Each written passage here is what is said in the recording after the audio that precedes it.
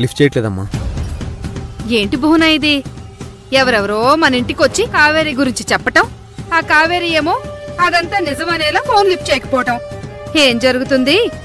అమ్మా అసూయ, టైం దొరికితే కావేరి మీద పడతావు.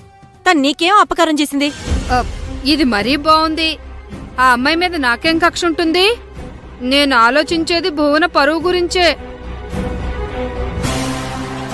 ఆంటీ, మీరు కాసేపు ఆగండి. అసలే కావేరికి ఏమైందో నన్ను భయపడుతూ ఉంటే మధ్యలో మీ నసేంటి? కొంతమంది అంతే అర్జున్ బాబు, వాళ్ళు మంచి చేయరు, మంచి వాళ్ళని చూస్తే నిందలు వేస్తారు. ఏ కాకి, నేను నిందలు వేయడమేంటి? జరిగేదంతా చూస్తుంటే విషయం ఎవరికైనా అర్థమవుతుంది.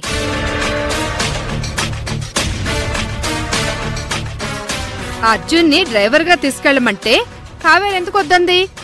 ఎందుకు ఆ విషయాలతో వెళ్ళింది? పోని వెళ్ళిందే అనుకుందాం. ఇంత చీకటి పడ్డా ఇంటికి రాకుండా ఏం చేస్తుంది? ఆలోచించండి. ఆలోచించడానికేం లేదు. నా కోడలేంటో నాకు బాగా తెలుసు. ఆ యమజ మాటలు పట్టుకుని నువ్వు కదలల్లకు.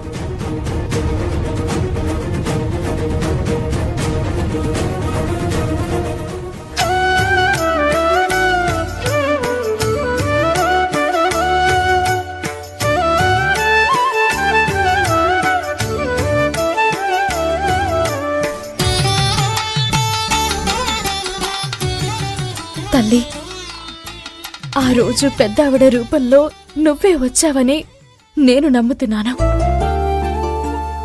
నువ్వు చెప్పినట్టే ఈ రోజు నుంచి వ్రతం మొదలు పెట్టాను.